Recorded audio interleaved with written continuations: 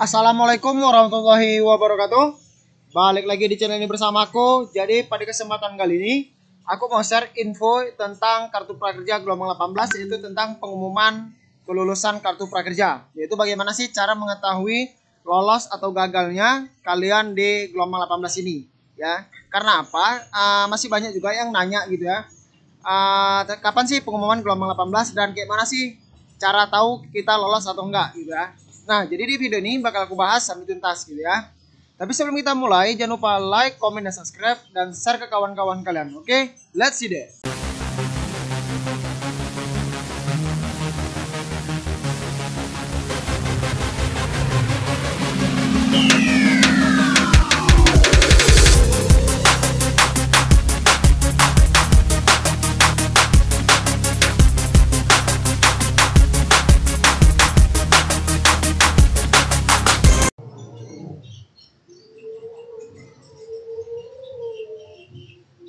Oke ya, jadi seperti di awal tadi, di sini aku bakal sharing informasi gitu ya tentang pengumuman lolos kartu prakerja gelombang 18. Nah, jadi di sini kurang lebih aku bakal kasih tahu bagaimana sih alur pengumumannya itu. Jadi kalian bisa membedakan antara lolos, tidak lolos, dan bisa berkesempatan gabung lagi apa enggak gitu.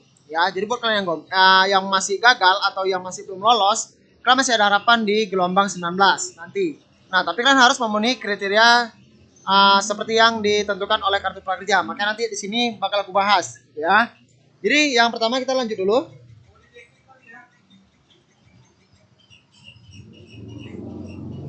Nah, seperti aku bilang tadi ya, kita harus tahu nih perbedaan lolos dan tidak lolosnya ya.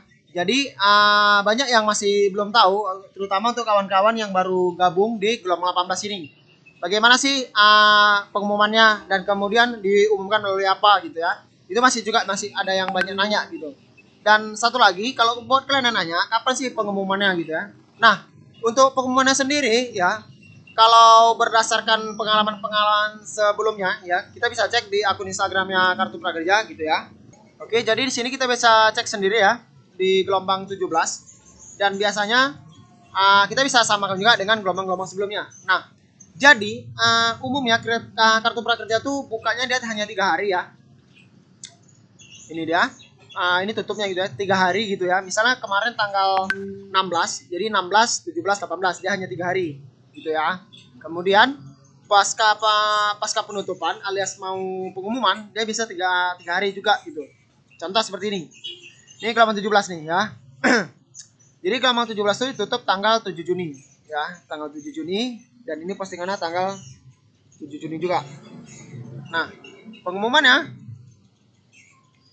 ya, pengumumannya di tanggal 10 Juni. Kalian bisa cek sendiri di sini ya, di postingannya 10 Juni, ini dia. Nah, jadi dari tanggal sebelumnya itu tanggal 7 ke tanggal 10 kan berarti 3 hari. Nah, biasanya setelah pengumuman itu 3 hari gitu ya. Jadi kalau misal kita nengok kalender gitu ya, terhitung dari penutupan ke 3 hari. Jadi kan tutupnya tanggal 18 gitu ya, sampai tanggal 13, 18 gitu. Jadi tanggal 19, 20, 21 ini seharusnya 3 hari. Nah, tapi kan hari Sabtu ini hari libur. Biasanya kalau hari libur Sabtu Minggu dan tanggal merah dia nggak rilis pengumuman. Dia biasanya di hari kerja. Nah, kemungkinan ya ini hanya prediksi aja berdasarkan pengalaman sebelumnya. Kemungkinan besok hari Senin tanggal 23 itu pengumuman gelombang 18. Nah, namun ini masih bisa meleset. Ini hanya berdasarkan pengalaman sebelumnya aja. Jadi kan jangan berharap lebih gitu, tapi besok kemungkinan itu ada ya berdasarkan pengalaman sebelumnya gitu ya.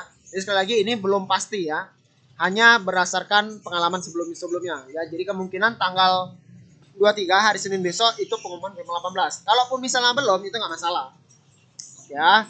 Jadi kita balik lagi ke topiknya. Jadi yang pertama kan kalau misalnya masih nanya kapan pengumuman, itu tadi jawabannya kemungkinan besok hari Senin. Tapi kalau misalnya enggak ya nggak masalah juga gitu ya.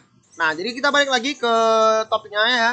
Yang pertama kita sudah menjawab kapan pengumumannya ya. Jadi sama-sama kita tunggu aja di hari Senin besok. Kalau misalnya hari Senin besok nggak buka atau belum pengumuman, ya it's okay, nggak ada masalah. Oke, jadi kita balik lagi ke perbedaan lolos dan tidak lolos ya. Nah, hal ini penting ya kali kawan-kawan yang baru gabung gitu. Karena ini sebagai juga penentu apakah kawan-kawan bisa lanjut lagi apa enggak gitu. Kalau misalnya kalian gagal ya. Jadi pertama, Nah, ini yang masih sering banyak nanya nih, sedang dievaluasi itu apa sih maksudnya ya?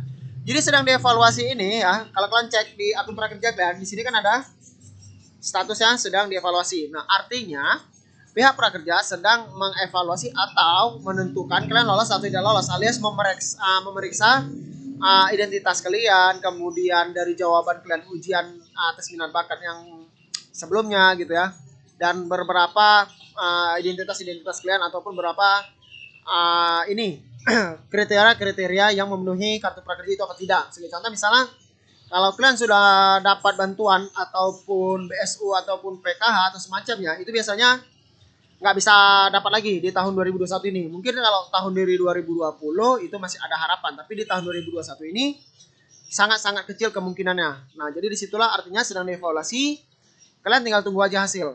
Ya, artinya pendaftaran kalian lagi diproses sama kartu prakerja. Ya, jadi kalau sedang dievaluasi, kalian tunggu aja sampai nanti pengumuman. Oke.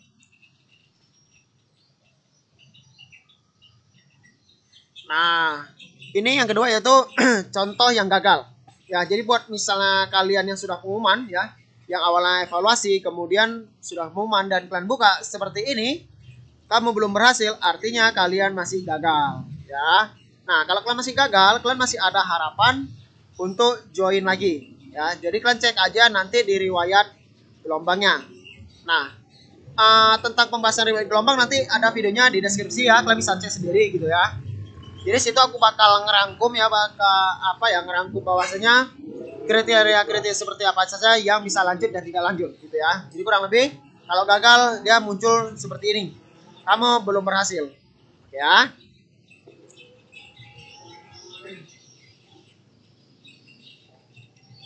Nah, dan yang ini adalah yang lolos ya. Kalau lolos sudah seperti ini, dia bakal muncul saldo 1 juta.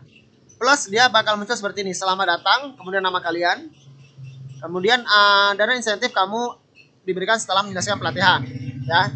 Jadi kalau udah muncul nomor kartu prakerja, kemudian muncul saldo ya, itu artinya kalian lolos. Nah, terkadang ada juga yang di SMS.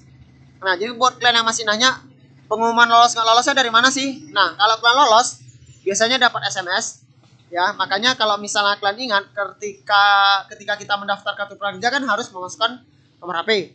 Nah, nomor HP tadi itu bergunanya ini tadi, misalnya kalian lolos, dia bakal di SMS sama kartu prakerja, kurang lebih seperti ini SMS-nya. Nah, kalau misalkan nggak dapat SMS nggak ada masalah, kalian bisa langsung cek di akun prakerja kalian ya. Jadi kalau tampilan seperti ini, ada saldo 1 juta, kemudian ada nomor kartu prakerja, nah kalian artinya lolos ya. Jadi jelas seperti inilah kalau tampilan lolos.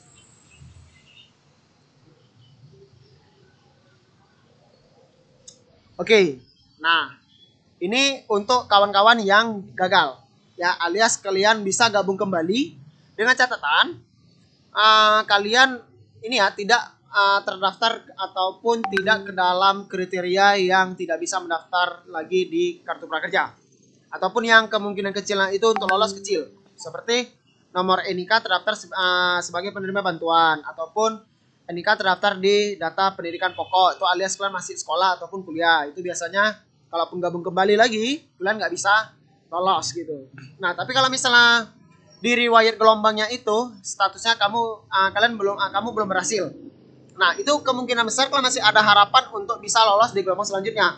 Nah, jadi kalian kalau misalnya gagal, kalian tinggal tunggu aja. Misalnya kalian gagal di gelombang 18. Ya, jadi di gelombang 19 nanti kalian gabung lagi aja. Kalian hanya tinggal buka akun prakerja, kalian nggak perlu daftar lagi ya. Kalian tinggal login aja ke akun yang lama, kemudian tinggal klik gabung ya, klik gabung selesai. Jadi nggak perlu lagi daftar seperti awal. Nah, ini kawan-kawan yang masih gagal, jelas ya.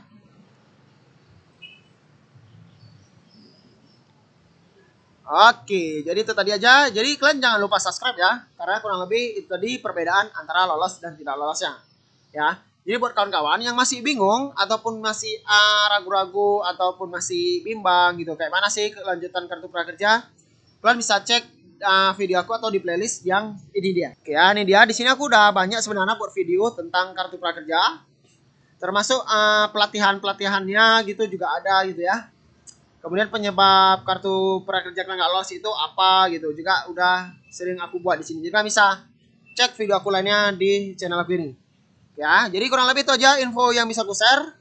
Semoga bermanfaat bagi kawan-kawan sekalian. Jika ada yang kurang jelas bisa komen bawah. Jadi sekian aja dari aku. Wassalamualaikum warahmatullahi wabarakatuh. See you next time.